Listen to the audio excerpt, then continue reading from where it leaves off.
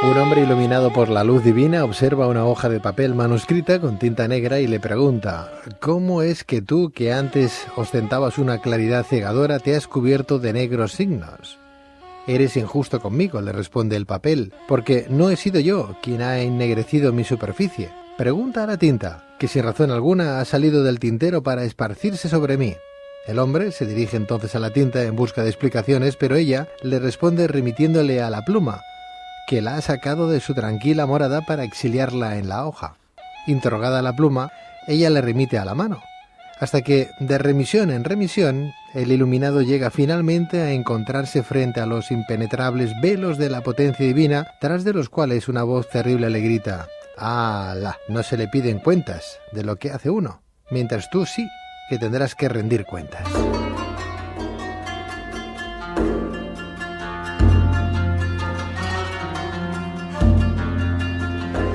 Este texto corresponde a la obra conocida como Illa, o el renacimiento de las ciencias religiosas, del filósofo islámico Al-Ghazali, escrita hacia el siglo XII y donde el místico persa nos presenta mediante enseñanzas sufíes una nueva forma de entender la vida.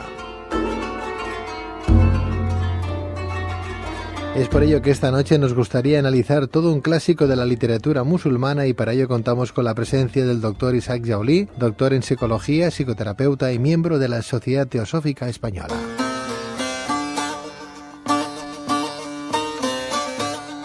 Doctor Jaulí, muy buenas noches. Buenas noches, Pedro. Bienvenido, doctor. Gracias, buenas noches. En primer lugar, y antes de entrar de lleno en esta obra del jurista islámico Al-Ghazali, creo yo que sería bueno conocer realmente quién fue este hombre. ¿Qué se sabe de su vida? ¿Cuál era su procedencia? Se sabe que nació en Tus, una provincia de Irán, sobre el 1058 más o menos después de Cristo, y vivió hasta el 1111.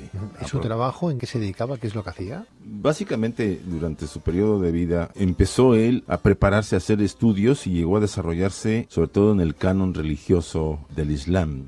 Era tal su sabiduría y conocimiento que fue atraído por los califas que en esa época estaban dominando esta zona del Irán. ¿Él fue jurista también? Fue jurista, tuvo varias actividades, incluso llegó a tener posiciones importantes en la universidad. ¿Cuándo entra a besar, a abrazar al sufismo? Yo pienso que fue un proceso que poco a poco se le fue dando a Al-Ghazali. Él empieza primero por la parte ortodoxa, vamos a decirlo así, de la tradición musulmana, y a medida que se iba desarrollando y pudiendo profundizar en su propio desarrollo, él empezó a descubrir, como dice en un pasaje que he seleccionado para leerle a nuestros radioescuchas, dice: vi perfectamente que lo que es más característico de los sufíes no se puede aprender en los libros, sino únicamente puede alcanzarse por la experiencia directa. El éxtasis y la transformación interior son la base. O sea, él llega a este proceso de transformación, de transitar de la parte ortodoxa de la enseñanza a la parte mística, que es la tradición sufí. Y sobre todo él dice, ¿no? Normalmente el ortodoxo está muy centrado en la literatura, en la letra. Y en base a ese proceso, el ortodoxo normalmente, no solamente en la tradición del Islam, sino lo podemos ver en la tradición cristiana y en otras tradiciones. La gran lucha que ha habido entre San Juan de la Cruz y la tradición ortodoxa era que los enfoques eran místicos ortodoxos. Y para el ortodoxo es muy difícil entender a un místico que se sale de los cánones y se acerca a un proceso en donde no hay un control. Porque, Isaac, exactamente el sufismo, ¿qué es? ¿Es una corriente religiosa, filosófica, espiritual? ¿Es una forma de entender el mundo? Yo pienso que dentro del Islam es una corriente mística que profundiza en la esencia del Islam y no se conforma solamente con repetir. Al-Ghazali tenía en otro interesante párrafo que me llamó la atención. Dice: emitir la palabra "no hay Dios sino Dios", que es lo que dicen muchos los musulmanes, sin experimentar ninguna impresión en el corazón. Este es el credo de los hipócritas. Citar las palabras y creer que esto es verdad, esto es dogma del creyente común. Pero percibir por el conocimiento interior del corazón la verdad, esto es la etapa de los iniciados, el hombre halla que solo es la causa primera de todo, es Dios. El mundo, sus objetos, la vida, la muerte, la felicidad, la miseria, todo tiene un suficiente, está en esta fuente omnipresente. ¿Qué quiere decir con eso? que estas etapas que él describe para poder entender el concepto profundo de la tradición islámica, solamente las alcanzan aquellos que tienen ese estado de éxtasis y de profundidad interior. Y es donde él separa, vamos a decirlo así, entre la corriente del religioso ortodoxo, del conocedor de la obra de Mahoma, al que la viva y la practica. Dice, es muy diferente repetir que practicar. Mira que me gustan a mí los temas sufíes, como tú sabes, sobre todo los cuentos sufíes. ¿Cuánta enseñanza hay ahí detrás? ¿No? Bueno. Qué sabios consejos, qué grandeza hay ahí implícita, también semi-escondida, semi-velada. Pero sí para el que intuye. Sabes que los cuentos son como a veces las parábolas. La parábola aparentemente te dice una historia, porque es lo que hacía el Maestro Jesús, o en las narraciones también en el Bhagavad Gita. ¿No? Aparentemente una historia común para el pueblo que a veces no pesca, como dice el Maestro. A los demás les hablo con parábolas porque son como niños, pero el mensaje profundo de la sabiduría que existe en estos pasajes está ahí para el que lo puede ver y entender. Y sobre todo el que lo practica es el que lo puede entender. Es curioso porque igual que hay dentro de la religión cristiana hay muchas alternativas, ¿verdad? Desde la ortodoxa, muchas. El sufismo también tiene su propia trilogía desde el punto de vista del conocimiento, ¿verdad, Isaac? Por ejemplo, el sufí trata, yo creo que desde mi punto de vista, no sé si tú estarás conmigo, trata de lograr esa gracia de Dios, o mejor dicho, con esa gracia de Dios, un nivel más alto de conocimiento, donde el conocimiento, lo que él está adquiriendo, él mismo como persona que le llamarían el conocedor, y lo que acaba de descubrir, lo conocido, es comprendido como si fuera todo de la misma esencia, fuera todo uno. O sea, estamos hablando de la Trinidad nuevamente, ¿no? Yo entiendo que el místico sufí, por ejemplo, que además se hacen llamar como peregrinos en el viaje, tienen 7 etapas. Curioso que el número 7 tiene valor en todas las tradiciones. En todas las tradiciones. Hay números que son cabalísticos, ¿verdad? Esos números, ¿no? Bueno, el sufí habla del arrepentimiento, bueno, que podía ser una de esas virtudes teologales en un momento determinado. Abstinencia, renuncia, pobreza, paciencia, confianza en Dios, aceptar la voluntad del Dios y la contemplación. Claro, ¿cuántos consejos hay detrás? Uno piensa, ¿las virtudes teologales cuántas son? Estamos hablando de lo mismo. Eso es lo interesante de lo que dice Al-Ghazali y otros místicos sufís. La enseñanza en este aspecto místico se compara con todas las grandes tradiciones religiosas, con la cristiana, con la judía, incluso con la hindú, la taoísta. O sea, es como si se dijo siempre en la gran tradición de la sabiduría antigua, aparentemente desde la orilla tú ves diferencias, pero a medida que te acercas al centro de la rueda, todas las tradiciones convergen y encuentras que hay más lazos de unión de lo que uno se imagina.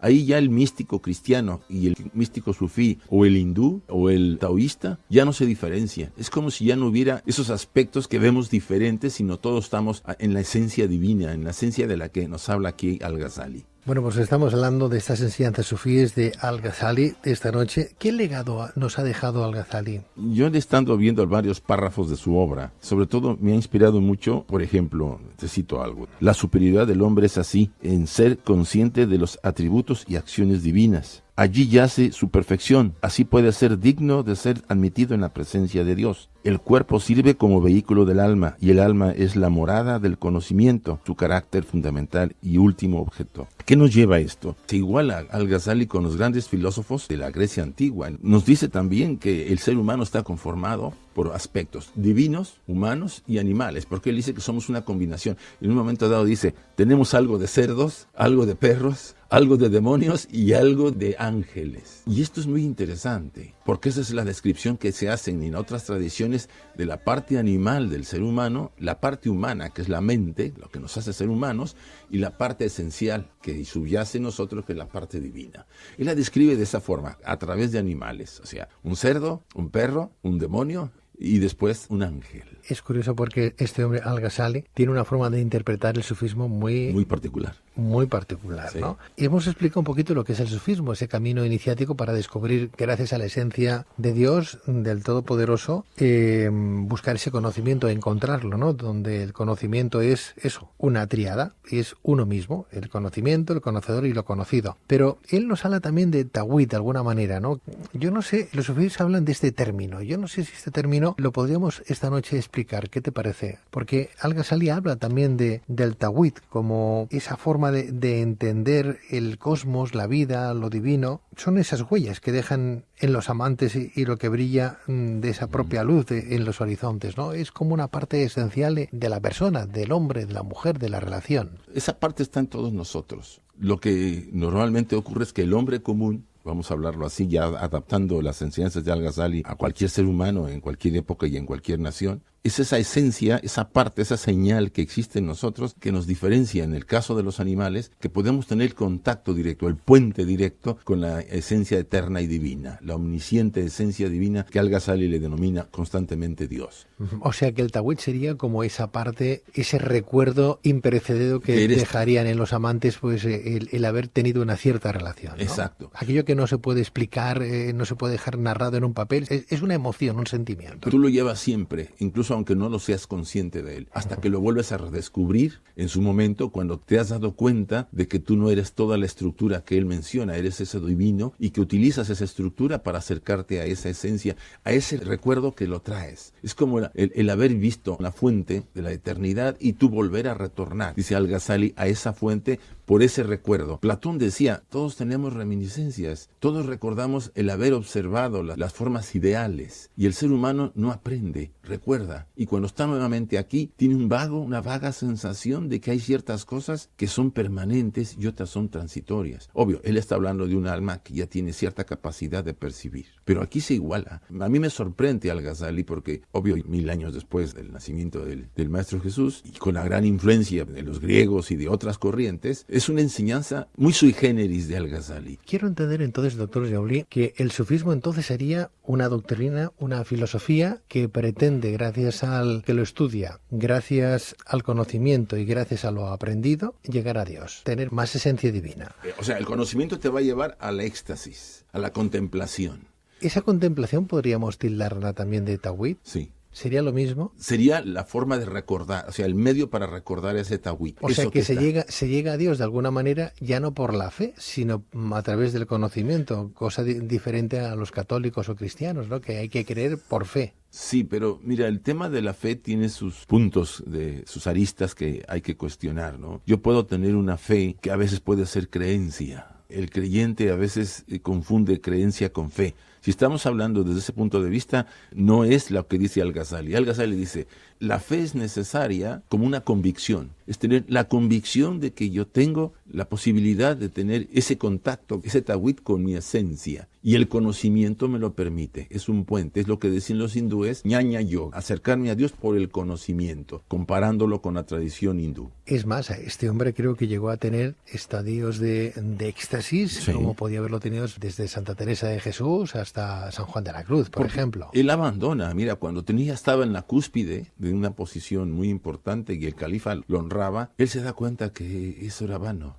que él había olvidado sus enseñanzas primarias, se había dejado por eso, y abandona todo. No lo dice abiertamente porque sabía que no lo iban a dejar. Él dice, voy a llevar a cabo un viaje, y cuando lleva a cabo ese viaje, él renuncia a todo. Y se abandona y vive así varios años. Como el Buda. Sí, en ese proceso de encontrar ese estado interior de conexión. Después vuelve a retomar, no la vida que tenía, porque ya no puede ser el mismo.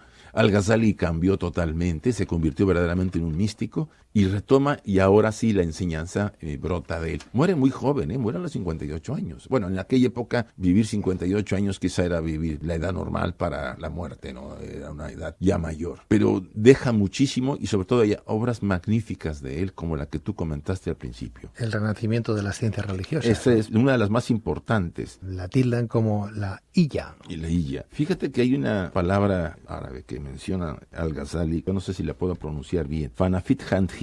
El significado es borrar la propia individualidad en la contemplación de la unidad de Dios. Isaac, este libro, El renacimiento de las ciencias religiosas, denominado Illa, es el libro más leído en el mundo musulmán, después del Corán. Yo sé que es muy consultado, eso te lo puedo decir. No sé si sea el más leído, porque no es fácil Al-Ghazali. O sea, lo dicen algunos autores. Su obra no es compleja. En esa obra que se narran, ¿hechos reales, pensamientos filosóficos o meras suposiciones? Él habla constantemente de parábolas, o sea, lo que tú mencionas, historias, cuentos, pero todas son medios para enseñanza. Por ejemplo, está el de la pluma, está el de los animales, etcétera. Él utiliza ese material para enseñar, para transmitir la profunda convicción y sobre todo hace muchísimas referencias al Corán. Por ejemplo, él dice en una de las frases que el Corán dice, a quien se acerca a mí un paso, yo le extiendo mi brazo. Esto es muy interesante porque se parece muchísimo también al Bhagavad Gita y a la tradición religiosa cristiana. Dice el Maestro Jesús, el que viene a mí, yo siempre estaré ahí para atenderlo y estaré más cerca de lo que él se imagina.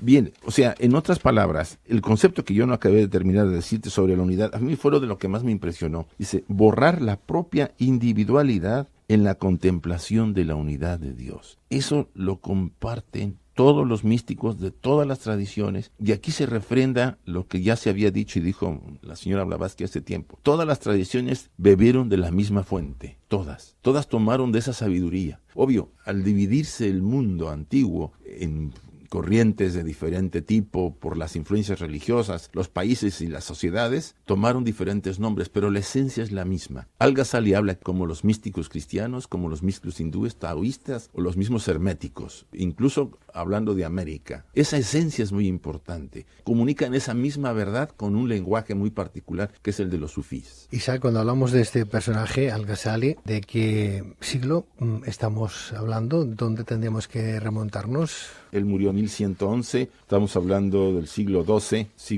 y siglo XII. Él siguió las obras de Aristóteles también, sí, ¿no? Esa es la parte, sobre todo cuando él desarrolla su parte ortodoxa. Las primeras obras de él tienen mucha influencia aristotélica. Recuerda que esa es la lucha entre Aristóteles y Platón. Aristóteles es todo el desarrollo de la conciencia mental y Platón es el corazón, es la intuición, es la concepción de la totalidad. Y esas diferencias influyeron en Al-Ghazali, sobre todo en la primera fase. Doctor Isaac Joly, doctor en psicología, psicoterapeuta y miembro de esta Sociedad Teosófica Española, mil gracias. A ti por la invitación. Buenas noches y hasta siempre, doctor. Gracias.